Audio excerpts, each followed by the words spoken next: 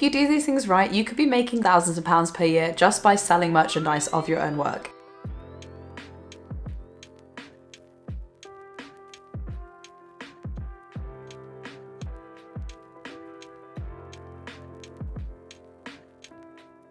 Hello everyone, and welcome to another video on this mini series on how we can start generating more money for ourselves as artists via both active and passive income streams. So far over the past few weeks, I've gone over active income as an umbrella term and specifically covered within that freelance platforms and private or individual commissions. If you guys haven't seen any of the previous episodes in this series, then do be sure to click the link that's on screen now and check out that playlist because it covers all of the videos that we've done so far in this series. And this week we're going to be kicking off the next in the series by talking about merchandise. So what is merchandise? Merchandise are basically goods that you are creating which you can then sell to people. And there is such a huge range of stuff that falls into this category, and how successful these things are going to be for you really depends on the kind of artwork you're going to be doing and how you are marketing yourself. Today I'm just going to be running through the variety of different types of merchandise you could be creating to make money for yourselves. So the first thing that we're going to be talking about today are zines. Zines are a really cute and fun way to both make a bit of extra money but also market yourself and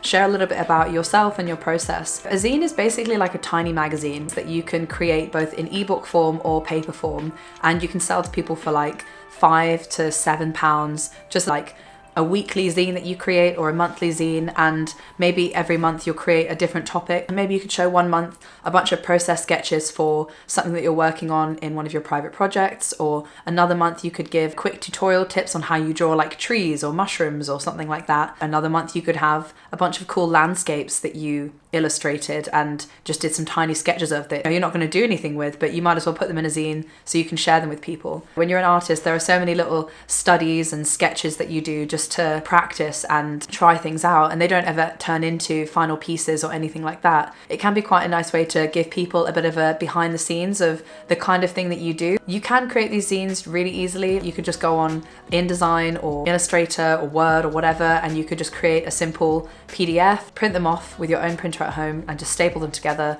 and just go around to your local areas and see if anybody would like to buy them, particularly, you know, friends, family, and people that you've done commissions for in the past. You could even go to like local tattoo shops. You could ask them if they want to buy a couple of zines to put in the waiting room that people could flip through. You could even market them on your website and sell them to people in ebook form. Next thing you can do is going to art markets and selling prints of your work. As I've said in a previous video that I made back in December, feel free to click the link and check that out now, where I did my first ever art market. I found that there was a real aspect of the art market which is like very much a networking event. I've already had 3 people that I met at that market who took my card get in touch with me about doing some private commissioned work for them. Like I've said before, I don't know if it's something that every single person should be using as their main source of income, but I think as a supplement to all of the other things that we're going to be talking about throughout this series, I think markets are a really fun thing to do, and I think they give you a lot of opportunities for networking, but also just to connect with people and sell your work in a bit more of a tangible sense, which is really, really nice. Leading on from the markets, you could also have an online shop where you are actively putting on pieces of work that you've created and prints of those works, which you can then post to people on your website. Because it's going to be an online shop on your website or like an Etsy or something like that, I think you'll have to make a little bit more effort to market yourself and make sure that people can find you with good SEO optimization and so on. You could also be selling original artwork as merchandise. I think this is quite a special and sometimes difficult thing to do for artists. I have quite a few original artworks that I really love to bits, and the idea of selling them kind of breaks my heart a little bit. I don't know about you guys, but most of my artwork, apart from maybe the artwork that's on my wall behind me, is just in a folder and it doesn't really get seen by anyone physically. So it's nice to think that somebody might purchase that and they might have that up in their wall and they look at it every day and it means so much more to them than it does to me. The original one-of-a-kind physical artwork, it has a lot more value than prints because they're one of a kind and you're never going to see them again after you sell them to that person. I think you should be valuing that, you know, with the same regard that you would a private commission that you're doing for somebody on an individual basis. It's really special to you, and I think you shouldn't be afraid to put a price on that which feels right to you. Next up, we're going to talk about clothing. So clothing could be loads of different things. You could get some artwork that you've created and you could go through certain manufacturers who would be happy putting them onto t-shirts, hats, jackets, tote bags, all sorts of things. And you could then once again sell that merchandise at markets or on an online shop. I think the best way to do that would be either to create them on demand or create like a range where you've got yourself covered for a large variety of people and sizes.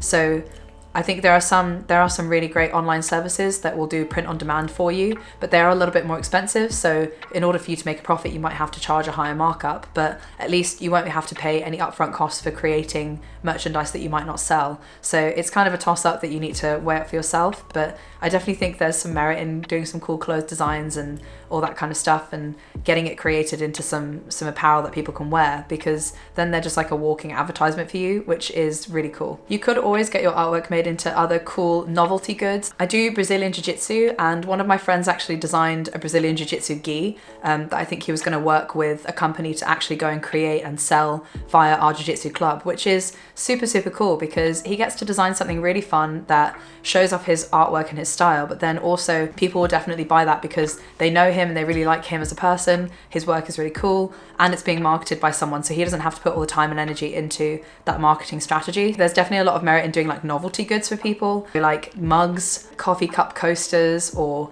maybe you could do like cases for guitars or ukuleles, or you could do specialized designs for like surfboards or skateboards or something. I think that kind of thing is really cool, and people are often quite keen to buy special kind of merchandise that's kind of novelty goods. Another type of merchandise that I've seen people do quite a lot that I haven't personally tried myself is enamel pins. I know people really go nuts for enamel pins, and these are basically like the pins that you can get stuck to like guitar cases or bags or jackets, whatever, and you could sell them on your website or Etsy or something similar to that, or even in like real markets as well. Next up is stickers. Obviously, again, it depends on what your sort of style is and if it really lends itself to this kind of thing, but you could make a series of different stickers that you could then sell again on your website or in a market, or you could go around to local places and ask people if they want to buy these stickers at like kids' schools or something like that for their kids.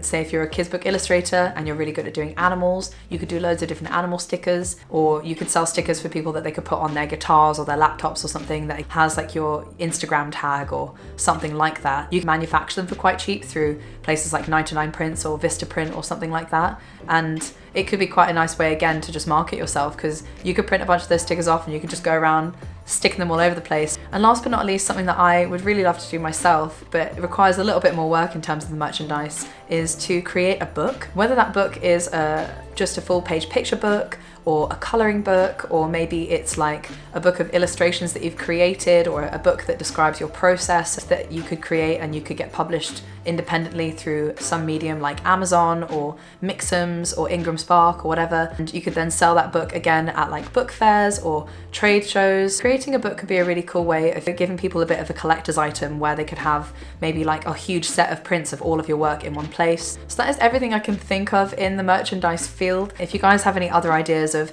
cool merchandise things that you can do as an artist, then please share some ideas, because there are going to be lots of other people just like yourself and your ideas could really help that person out. So do be sure to drop a comment in the section below and let's chat about it. One thing I would recommend is when you're approaching this, I don't think that merchandise should be your number one way of making active income.